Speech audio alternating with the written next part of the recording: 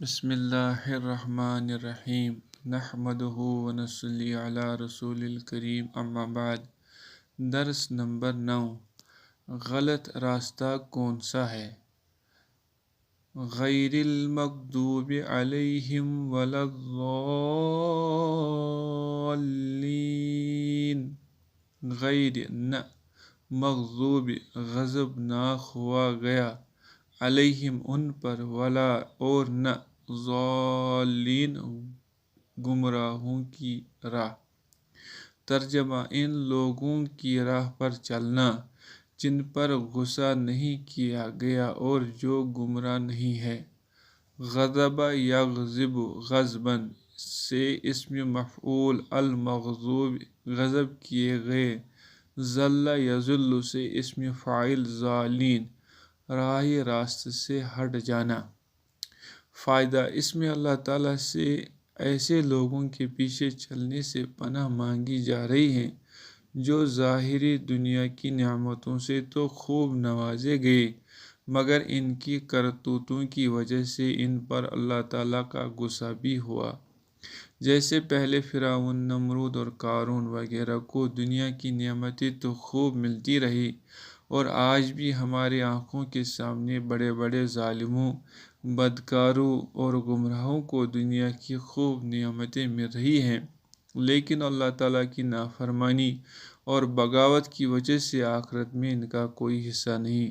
اے اللہ ایسے لوگوں کے راستے پر چلنے سے ہماری حفاظت فرما لیجیے۔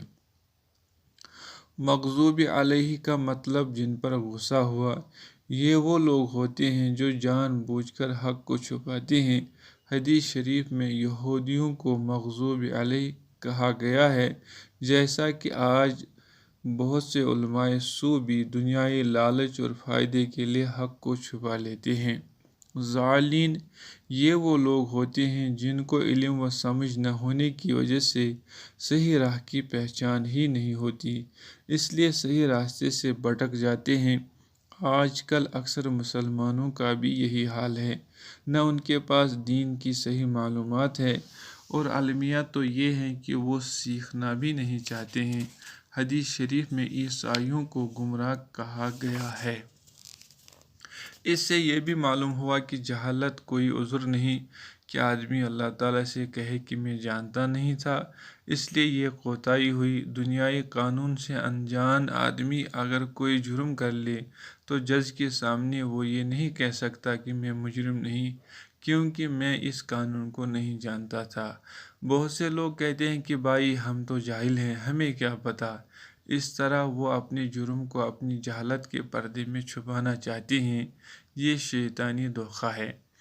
ایک طرف تو ہم اللہ تعالیٰ کے سامنے کھڑا ہو کر بار بار یہ درخواست کرتے ہیں کہ یا اللہ ہمیں اپنے دشمنوں کے راستے پر چلنے سے بچا، ہمیں اپنے دوستوں کے راستے پر چلا، لیکن جب عملی زندگی میں نظر کرتے ہیں تو معاملہ بالکل اس کے برعکس ملتا ہے۔ اللہ تعالیٰ کے نیک بندوں سے تو ہمیں وحشت ہی نہیں بلکہ دشمنی ہے۔ ان کے طریقوں پر ہم چلنا اپنے لیے عیب کی بات سمجھتے ہیں، جبکہ اللہ تعالیٰ کے نافرمانوں دشمنوں کے پیچھے چلنا، ان کی نقل کرنا آج کل ہم اپنے لیے باعث فخر محسوس کرتے ہیں۔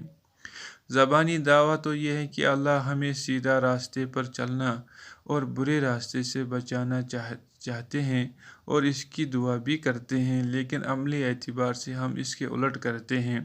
جب ہمارے سامنے اچھے اور برے کو چننے کا اختیار ہوتا ہے تو عام طور پر ہم برے کو چنتے ہیں۔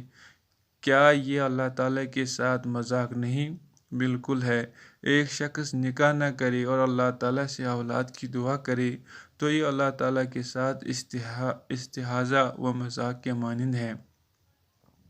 آج دشمن ہم پر ہر طرف سے مسلط ہے، کیا یہ اس بے ادبی اور اللہ تعالیٰ کی شان میں گستاخی کی نحوست نہیں ہو سکتی؟